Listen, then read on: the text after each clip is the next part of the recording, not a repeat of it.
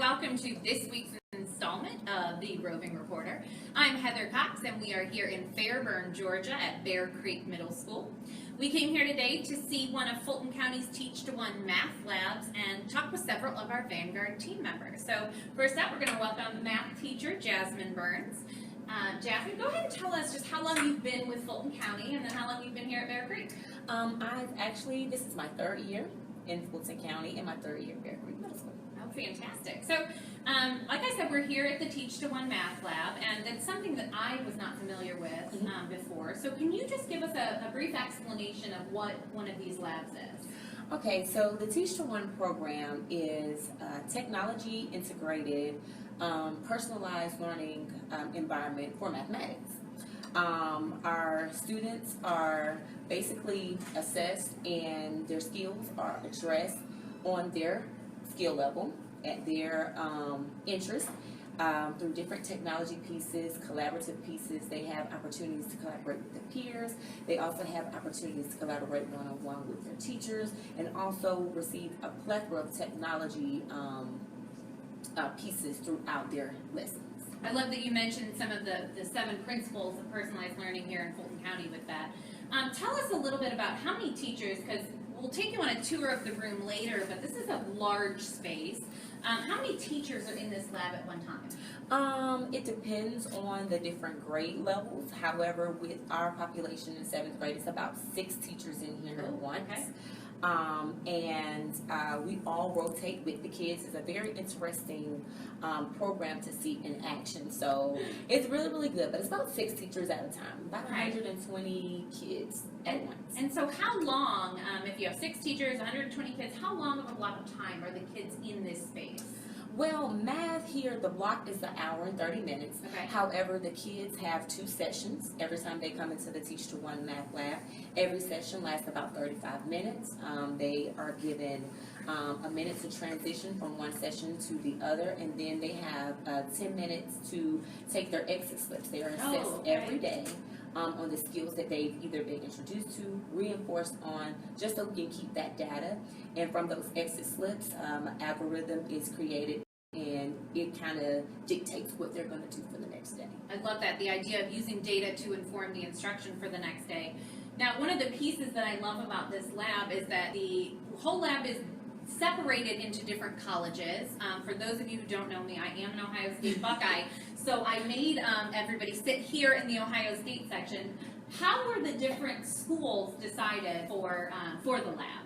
Well, we have a very interesting group of leaders, and our principal wanted our teachers to be very involved into this program. So what he did, he set the math lab down, and we actually had the opportunity to choose. And he wanted to make sure that we had a different variety, or a large variety of the different types of universities that we had around, because we want to make sure that our kids are college and university ready and focused. So this was one of the ways that we felt would be a great way to implement that. It's a nice use of choice and voice for the teachers that are in the building, and I especially like that in deciding to have Michigan here as well. It's all the way at the other end of the room, which is important because we don't want them near each other. Well, you know what? It'd be quite interesting to hear how Ohio State got here.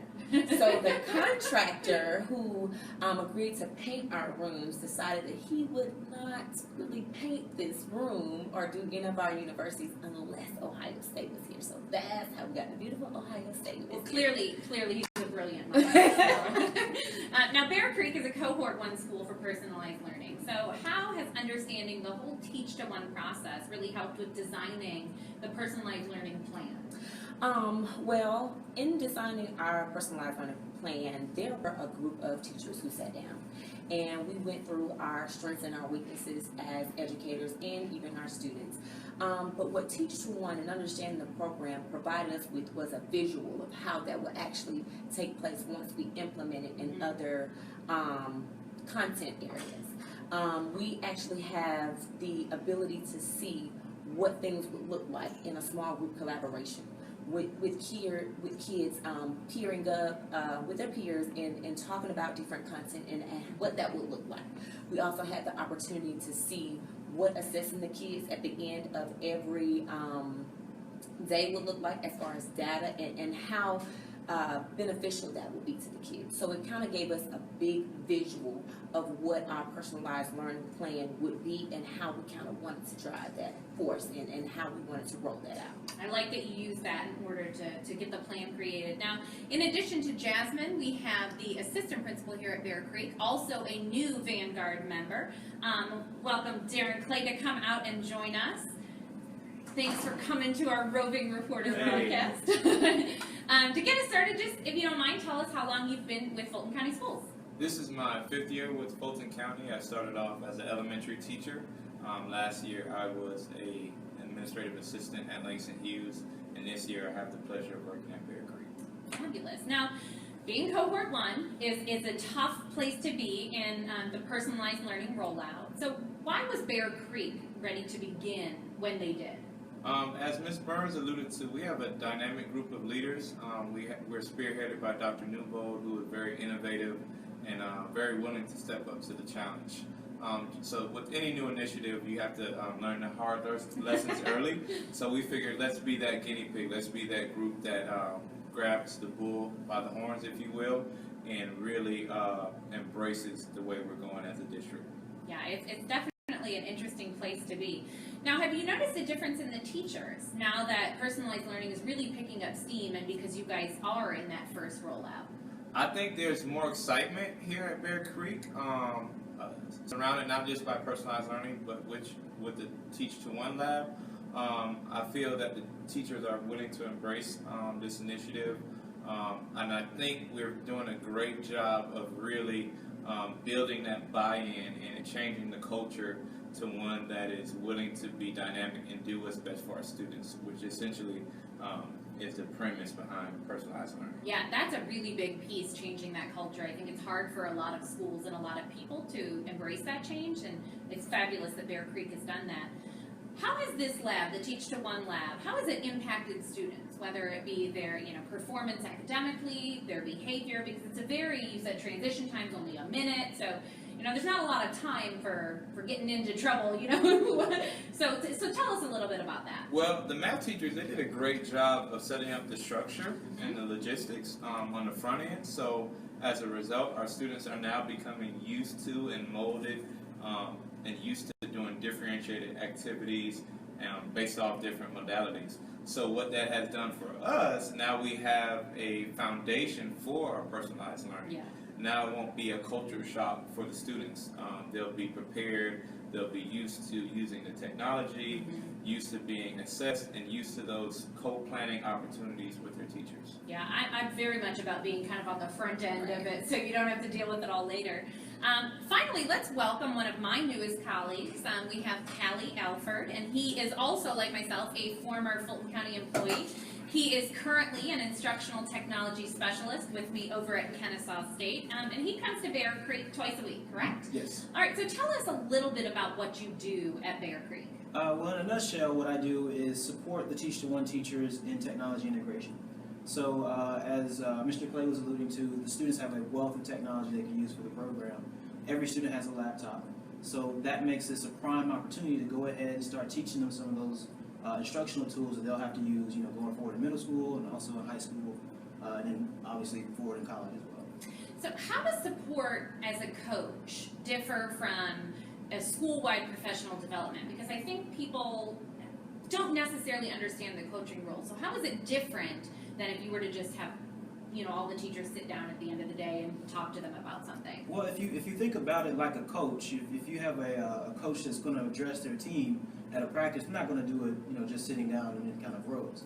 They're actually going to be walking them through the plays. They're actually going to be on the court or on the field, showing them how things should look. So if you apply that to my job as an instructional coach, I am job embedded. So I will work with the teacher in the classroom, help model lessons, or provide that one-on-one tutorial on how these tools work, or what might happen in the classroom. That way they have a more intimate kind of understanding of the tools rather than kind of a broad stroke just thrown at them haphazardly. Yeah, that's definitely an approach that I really like.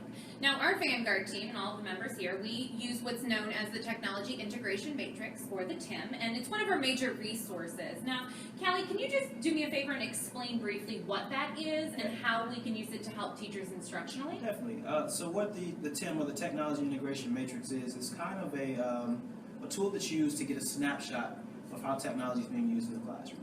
And this can be from several different angles. It can be how teachers are using it, how students are using it, or how it enhances the classroom environment. So what myself and other technology coaches will do is use this to kind of measure either on the entry column or the transformative column of in these different domains how it's being used. So for example, if I'm going to use the TIM to assess a task that requires the use of technology, a lesson that's being used in the active column might be something where the students are using it in isolation, or they're not, they're consuming information more than they're producing information or something like that. But in the transformative column, those students are creating the information that they're going to use to learn. So whether that's the product that's going to show mastery, or whether or not they're getting the research together before they go towards a debate, or whether it's them working in isolation or them working with students using Skype. This kind of a continuum showing the opposite end of two different spectrums. Yeah, and it's important to remember that even if you are near the entry side on that technology integration matrix, just moving over one column and taking baby steps is a great way to improve your practice. Now, before we finish up here for today in this segment, Jasmine, do you mind giving us kind of a tour of the lab, please? I would love to. All right, so like we said, we're here in the Ohio State section. Now kind of just start here, and I guess we'll move ourselves down the line. Okay, so in Ohio State, Xavier Morehouse in Michigan, if you see, we have our interactive whiteboards here, and you have most of your lenses, which are live investigations, kind of like your traditional teaching lecture.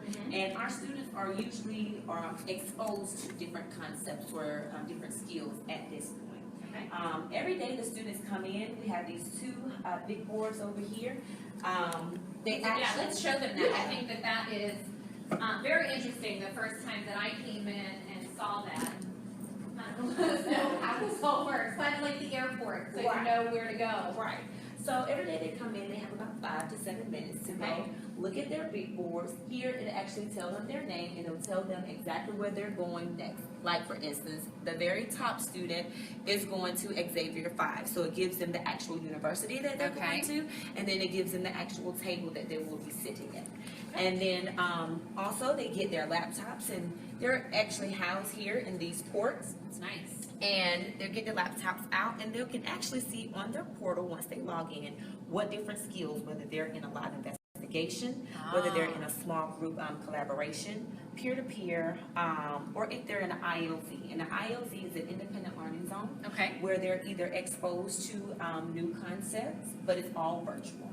And could have some independent practice, which is provided to them from one of the resources that we have, technological resources that we have embedded in the Teach to One program. That's great. This is a really interesting, different way to do things. I want to thank Jasmine. I want to thank Mr. Clay. You can come back on out and say goodbye. Thank you to Kalie Alford for helping us out today. We hope you enjoyed your time here at Bear Creek. I'm sure you could reach out to either one of these lovely folks and get more information if you need it. But until next week, I'm Heather Cox, and we will see you on our Roving Reporter.